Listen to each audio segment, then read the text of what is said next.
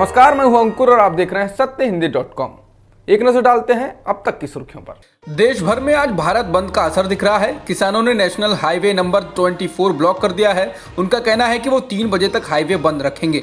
मुंबई का सबसे बड़ा वाशी एग्रीकल्चरल मार्केट भारत बंद के समर्थन में आज बंद है। मुंबई में खाद्य सामग्री की आपूर्ति के लिए सबसे बड़ा बाजार है। लखनऊ का सबसे बड़ा फल और सब्जी बाजार भी आज बंद है। बताया जाता है कि करीब 15,000 किसान यहां रोज अपनी फसल बेचने आते हैं। बैंकों की यूनियनों ने भी कहा है कि वो किसानों की मांगों का समर्थन करती हैं। इसके अलावा देश के बाकी राज्यों में भी यही हाल है। जगह जगह ट्रेनों को भी रोका गया है।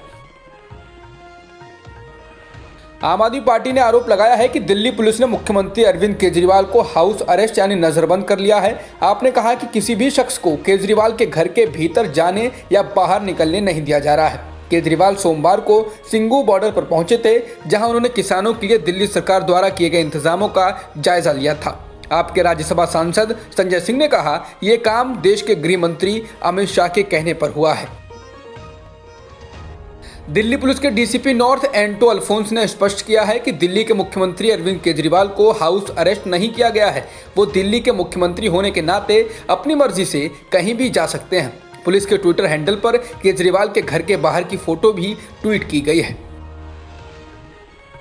सामाजिक कार्यकर्ता अन्ना हजारे आंदोलन कर रहे किसानों के समर्थन में उतरे हैं और उन्होंने 1 दिवसीय भूख हड़ताल की है।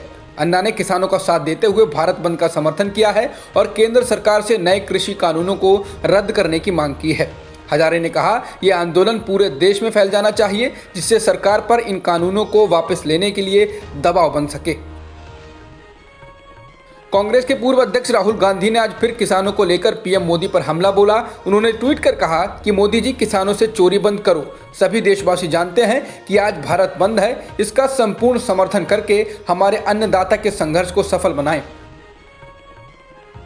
एनडीए छोड़ चुके अकाली दल ने इस कृषि कानून को रद्द करने की मांग की है। पंजाब के 5 बार मुख्यमंत्री रहे और श्रोमणी अकाली दल के नेता प्रकाश सिंह बादल ने प्रधानमंत्री मोदी को पत्र लिखा है। इसमें उन्होंने कहा है कि पीएम मोदी उदारता दिखाएं और तीनों विवादास्पद कानूनों को रद्द करें, ताकि देश के सामने खड़े संकट का हल किया जा सके। उन्होंने 1975 में लगी इमरजेंसी का जिक्र करते हुए लिखा है, मैंने इमरजेंसी के दौरान तानाशाही के खिलाफ जंग लड़ी है। मेरा अनुभव मुझे बताता है कि लोकतांत्रिक मूल्यों का सम्मान करने से ही सबसे कठिन हालात के भी हल का रास्ता निकल सकता है। हरियाणा के कृषक संगठनों के अनेक प्रतिनिधियों ने 3 कृषि सुधार कानूनों के समर्थन में केंद्रीय कृषि मंत्री नरेंद्र सिंह तोमर से मिलकर ज्ञापन सौंपा। उन्होंने कहा कि वो इन कानूनों का समर्थन करते हैं, कुछ संशोधन के साथ, जिसके बाद सवाल उठ रहा है कि क्या आंदोलन में फूट डालने की आशंका है। जेल में बंद मानवाधिकार कार्यकर्ता गौतम नौलखा को चश्मा देने से मना कर दिया गया है। उनकी पार्टनर सहबा हुसैन ने एक बयान में कहा कि उन्होंने एक नया चश्मा तलोजा जेल में भेजा था, लेकिन जेल अधिकारियों ने उसे वापस लौटा दिया। सहबा का कहना है कि जेल अधिकारियों को सूचित किया गया कि गौतम बिना चश्मे के लगभग दृष्टिहीन हो गए हैं और उनका चश्मा किसी भी दिन पहुंच सकता है, इसलिए उस पार्सल को स्वीकार कर लिया जाए और वापस न लौटाया जाए। इसके बावजूद जेल अधिकारियों ने डाक से पहुंचने पर पार्सल्स लेने से इनकार कर दिया। बता दें, इससे पहले स्टेन स्वामी को सिपर और स्ट्रॉ नहीं देने की बात सामने आई थी। बीजेपी की त्रिपुरा इकाई में बड़ी खटपट की खबर है। दरअसल मुख्यमंत्री बिप्लब कुमार देब के खिलाफ उन्हीं की पार्टी कार्यकर्ताओं ने मोर्चा खोल दिया है। पार्टी में स्टेट ऑब्जर्वर विनोद कुमार सोनकर द्वारा अगरतला स्थित स्टेट गेस्ट हाउस में ली जा रही बैठक में पार्टी के ही कई कार्यकर्ताओं ने बिप्लब हटाओ, बीजेपी बचाओ के नारे लगाए।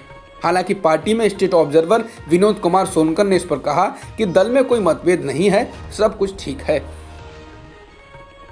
भारत में पिछले एक दिन में जुलाई के बाद से सबसे कम मामले दर्ज किए गए हैं। स्वास्थ्य मंत्रालय के अनुसार पिछले एक दिन में 26,567 कोरोना संक्रमण के मामले दर्ज किए गए और 385 लोगों की जान भी गई, जिसके साथ ही देश में कुल संक्रमितों का आंकड़ा 97 लाख के पार हो गया है और मृतकों की संख्या 1,40,958 हो गई है। फिलहाल एक्टिव मामले 3,83,000 से अधिक हैं।